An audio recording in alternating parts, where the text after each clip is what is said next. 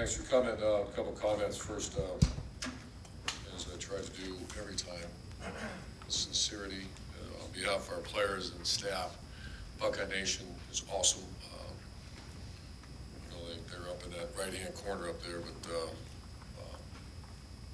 thanks for following us.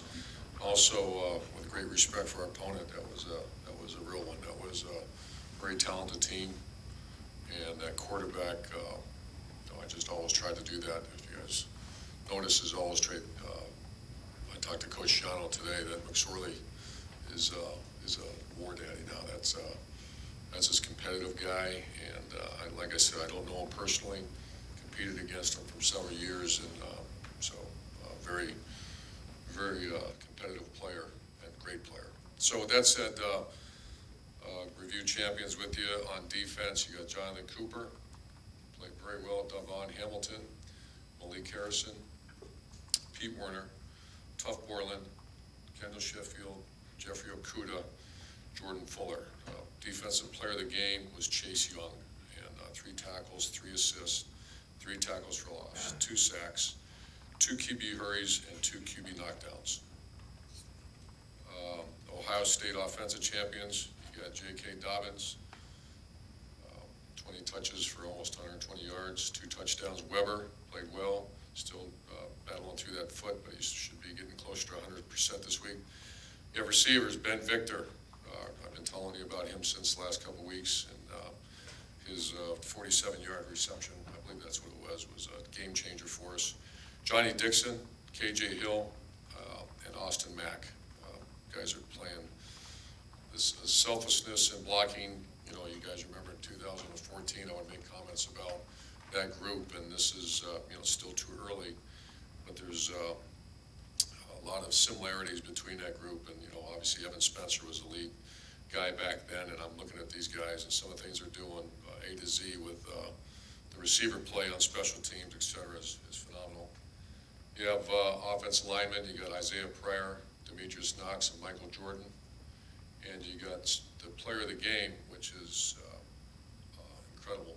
Didn't have 1 catch, but Terry McLaurin was offensive player of the game. And you got to say, what's the culture, what's the expectation level of to play here? He's the epitome right now. Once again, with great reverence, I use the word Evan Spencer around here. I've been told I get carried away at times, and I do.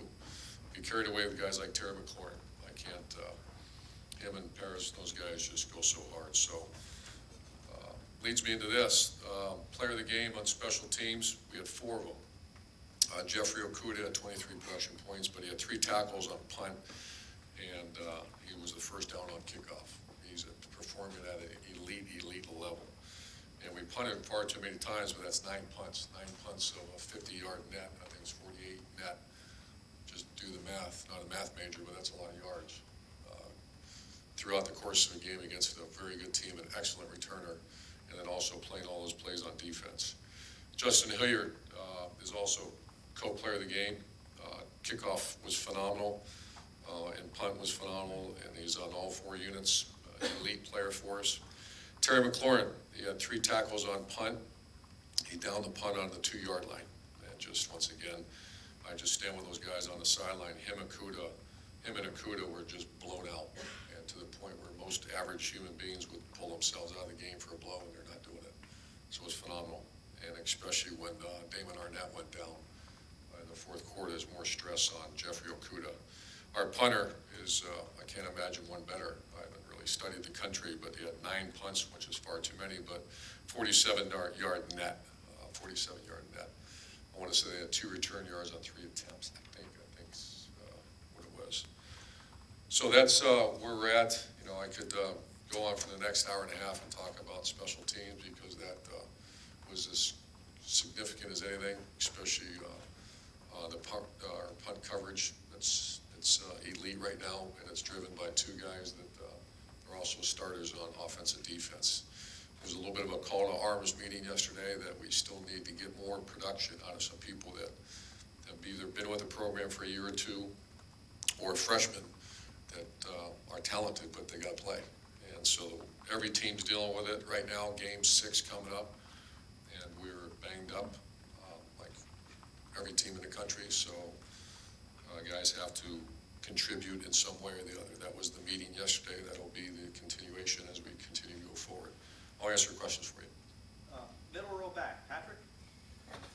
Urban, last year you guys had this big win over Penn State. You go to Iowa the next week in a bit of a letdown. When you have games like this with huge comebacks and high stakes, what's the message to the team this week to make sure the level remains where it needs to be? We haven't had that conversation yet. We will. That's real. That's especially at places like Ohio State where you just won the Super Bowl. You don't win the Super Bowl yet. You beat a really good team, and now you got to get ready for another really good team. So that'll be the message. And when you look back at that game, do you think that the effect of the Penn State game carried over, or I don't look forward at all. Okay. Thanks. Front row left, Mitch. Urban, what specifically, looking at the defense, do you need to shore up, fix, whatever, to be effective down this stretch? That's a great question. Well, you just have to evaluate the plays. And it'd be like saying, okay, on punt we did. Punt was really good other than 2 plays. That's not acceptable. We gave up a 90-plus yard reception in man coverage. The safety's got to get them down and don't get beat in man coverage. We had a quarterback that was performing one of his best games of his career. Some of it was scramble, some was direct run. And then we all know around here that when you have that kind of player like we had for a long time, JT, dual threat guy, it's a hard thing to defend. But he also threw on point. So the answer is you have to play better.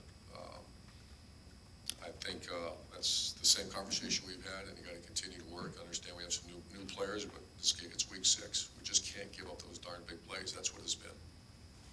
Far left, Lori. Coach, you mentioned a call to arms yesterday. Your defensive coaches have been telling the guys they're still growing, maybe more than usual, and you've got a very inexperienced quarterback. I'm wondering if this team is a little farther from its ceiling than most teams would usually be at this point, even given what you saw Saturday night? I think that's a great question because you're 5-0, and we haven't played close to our best game. I think TCU was a really good game. And it's all relative because you have to say, where were you and who did you play against? And you can say, well, it's a great environment. It's a great environment, but what made that a great environment, those players they had. So that was 2 sledgehammers going against each other, 2 very talented teams. So, yeah, I think you watch the film and you're like, at times, awesome. I mean, just the 4th quarter on offense was, perfect. Not perfect, but well done. The first 2 quarters, you have to give credit. You can't just say, well, you didn't do this, you didn't do this. Look who you're playing against. They did a very good job what they were doing, which was basically pressuring us 80% of the time, and we didn't handle it well. We ended up handling it very well in the second half. So this team, to answer your question, Lori, there is a tremendous ceiling on this, and we haven't got close to it. Matt, far left. Just health-wise, you mentioned Damon Arnett, Draymond Jones. How are they? How did you come out of that game? Because you used the word sledgehammer. Yeah, it was a tough game. It was Draymond's probable. He has a sprain, but he's very probable. Damon Arnett's probable, and B.B. Landers didn't play himself, and Mike Weber didn't play himself, and they're closer and closer. They're better than they were last week. And also, just what did you, in a situation like that, when JT was a freshman, you talked about that Penn State game was where he, really grew. I'm wondering from Dwayne's case, struggling or whatever, but then comes up big, 96-yard drive. What did you learn about him? What did you learn about your team? Comes back like that? Yeah, those are usually conversations after the season, because we're right in it, and our focus is, with all due respect to everybody here, to start reflecting. We got to get ready for a really good Indiana team that's at least 4-1. So at times we'll have that chat, but not now. Front row middle, Dave. Urban, if you're facing a 4th and inches situation, I know you guys are in the shotgun all the time, but why not mix in some quarterback sneaks in those situations? A lot of different reasons. You see teams a lot that's operating 99.999 out of the shotgun. and then they go under center and they drop the ball. Just because you don't do it. You know what I mean? We've had those conversations over and over again. We did it a couple of times at Cardell Jones, 14, I think. Those are conversations, I'm just answering your question. I'm not saying we won't. I mean, I guess the follow-up would be like, why not just practice it more? Because it seems like such an effective play. Duly noted. More throwback, Thank you. Coach, a lot has been said about this group of receivers in terms of the weapons they are on the outside, but to have success in the screen game like you did Saturday, there has to be great blocking downfield. Can you talk about this group of receivers? Elite blocking. Grade's probably not a strong enough adjective right now for what's going on out there. That's Hardline's done a great job, but you've got three captains. Ben Victor. I'm saying this because I love him. Darn near refused to block. Didn't play a whole lot. He had one of the biggest blocks of the game Saturday. One of the on the left sideline. I can't remember who caught the ball. I don't care who caught the ball. I care about the blocking. And it was elite. We had a little moment together with the receivers, and Ben Victor, he's become, as Paris said, he's become one of us. That's a pretty cool thing. Second row, middle, James. Urban, we haven't seen in the past a lot of running back screens with this offense. We've seen the bubble screens and the RPO. We saw a lot of that with JK on Saturday. How much of that is maybe Ryan Day's influence, or just the personnel that you guys have? Ryan and Kevin a lot, and it's just we're a different team. We're in the drop back pass, we're dropping back a lot, and so what's the natural progression is tailback slow screen, and that was of the big plays. I think Ben Victor's was number one. I think on the 4-yard line coming out, that's number two. The slow screen to JK. And third row, Dan. You talked about Terry McLaurin, what he's done, the little things he does. How important is it for you to recognize someone like him as an offensive player of the game and make that example that it's not just about catching passes for someone? Well, it was the 7th year. That's always been kind of a, this unselfish player. It's the same thing when people, I see people smile. It's not real funny around here. When you score a touchdown, you go hug the lineman. You flip the ball to the official and you go hug the lineman. If not, you're not going to score anymore, because it's the selfless, it's the fellowship of a team. That's what it's all about. And so we spent, usually it's a 30-minute team meeting, probably 45 minutes yesterday, and every player on the team watched the punt. Every player on the team. And there's two reasons you do that. Number one is to show and reward the efforts of a player. But I'm also talking to that player in row 9 that is, a 4-star guy that thinks he's real good. But why aren't you on KOR? Why are you not running down on punts? Explain that to the team here right now. Those are hard conversations to have, especially when you see Okuda and Terry. So we do that, and what I do with you is minimal compared to what we do with the team, because that's the belief of our program. Also, KJ Hill scored the game-winning touchdown the other night. It seems like he has a knack for coming up with big plays and big games. What is it about him that you think? He's just what you said. He's a tough dude, man, and he's a really good football player. And his ball skills are, he had the one catch on the other bubble screen, and he's a great blocker, so he can do it all. Front row left, Doug. Urban, whenever you talk about like having the drop back passer this year, and we saw Trace running out there, and we know how successful you've been with the quarterback, the dual threat quarterback in your career, is there just a part of you that just still is not 100% comfortable with the idea of you just don't have a quarterback, right? He's great, but he's just not going to run 20 times. Is that still hard for you at all? It's a good question. I think it is. My guess would be it is. Okay. So what's your answer? What's your answer?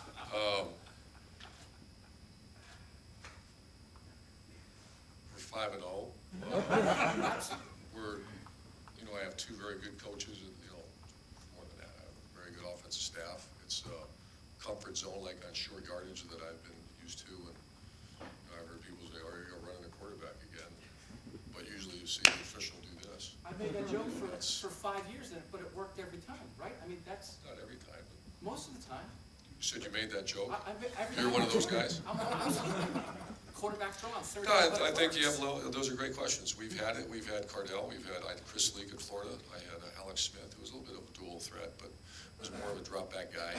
So that's our philosophy. Who's the best quarterback out there is Dwayne Haskins. He's playing his you-know-what off, and so keep doing it. So, yeah, I know one thing also is very comfortable now seeing those screens come out of his hands so fast and seeing them, pinpoint accuracy. There's certain times of the game that I'm used to having something in my pocket that it's not there. And we had two situations Saturday that we have to figure that out. One we didn't make it, one we made it by that. And so those are all questions that we have. But to say I'm not comfortable, that's not fair. But it's the whole thing, right, of you maybe have a philosophy as a coach, but you do what's best for your talent. Always. You've always said that. Always. But this is that in action, right? Sure, this is exactly this. And we're throwing for 340 a game or something like that, and we're winning games. That's our job. We're taking care of the football, and we're throwing the ball and utilizing some very good players, and he's a very good player. And you mentioned earlier the idea of you guys are not at your ceiling yet with this Close. team. I think that's pretty obvious with the kind of talent you have out there. I'm sure at times in your career, you've had teams maybe midway through the season where they're playing really well, but maybe you have an idea where it might be close to our ceiling. And then you have times where, man, maybe we're making some mistakes here and there, but there's a lot more there. How do you We coach just don't that have time. differently? Once again, What's all that due like? respect, it's, you went on the road twice against, in our opinion, I can't remember what TCU was ranked, but that's a top 10 team on the road, and you went to Penn State on the road. I don't know if any schools in the country done that yet this year. We've done it, we walked away with wins, and by the way, also we lost one of the top football players in America on defense. We're just coaching our tails off to get guys better. It's once again the call to arms, like we mentioned earlier, about young players that have to contribute. What is the ceiling here is that we don't have time. But We're you just know- working on what we have to work on. But you know how good this team is already, but you know it can even be better. Not even close to where we are. Front row right, Bill? We've all seen Chase Young's talent, especially with Nick Bosa being out. The game that he had on Saturday, I mean, how much of a breakthrough is that? And how about ceiling? What is his ceiling? He's had a little bit of an ankle, but he's been fighting through it. You saw glimpses. He played outstanding Saturday, and that ceiling word again. He's just a second-year player that's playing very well, and he has unlimited potential.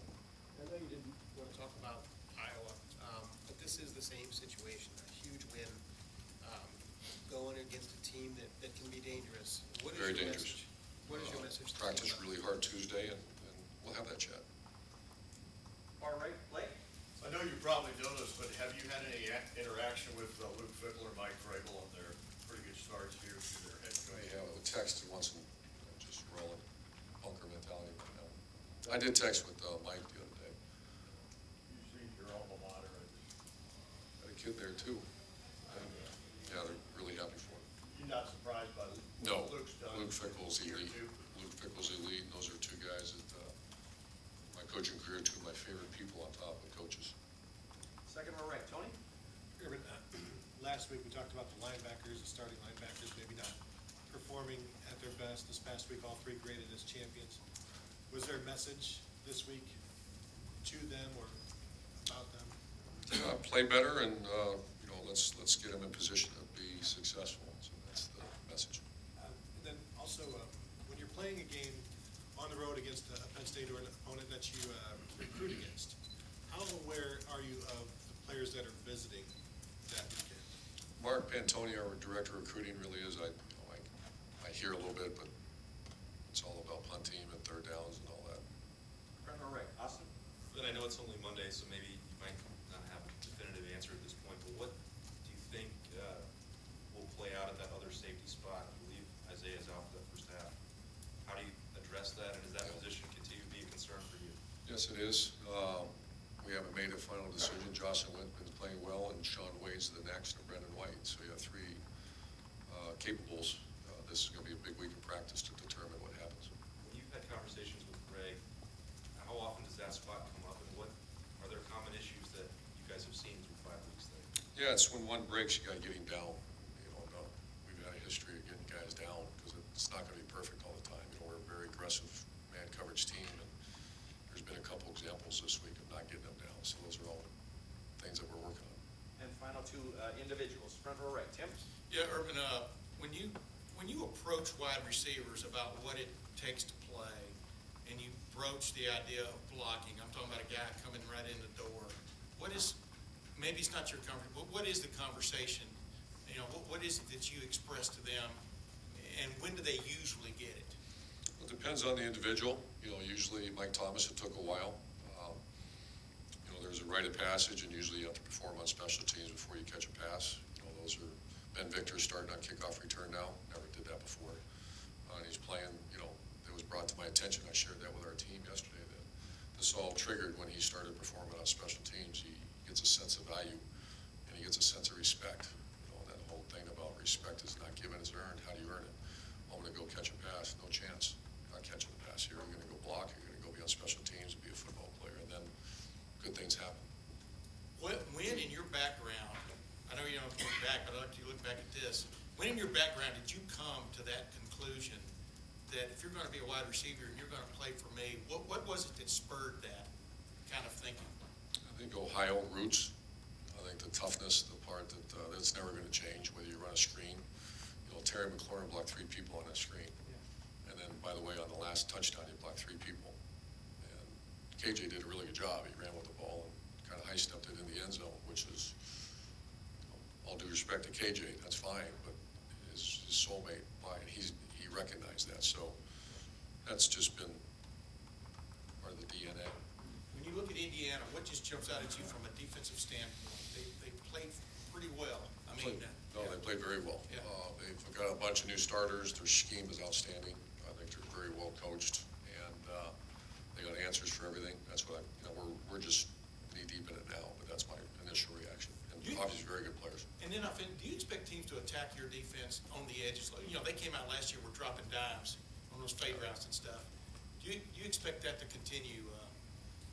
I don't think Penn State that was. No, they did, but I'm talking about. It depends on this quarterback they have, and I've not studied him yet. That's usually maybe Wednesday. But they have a guy that's a dual. Cincinnati Ramsey is a gutsy player, man, and he's one of those guys that creates something out of nothing. So it depends on what you're facing. Last year's quarterback that they started was more at the drop back, and he was, like you said, dropping seeds on people. This is, this guy's a very good thrower, but he's also got the other element. And final question, Ari? I've got 2 quick separate ones. Did you review the targeting call on Isaiah, and what is your takeaway? No, we haven't. I just read it before I walked in. We turned it in, and it came back that they, first of all, you can't appeal it. I didn't know that.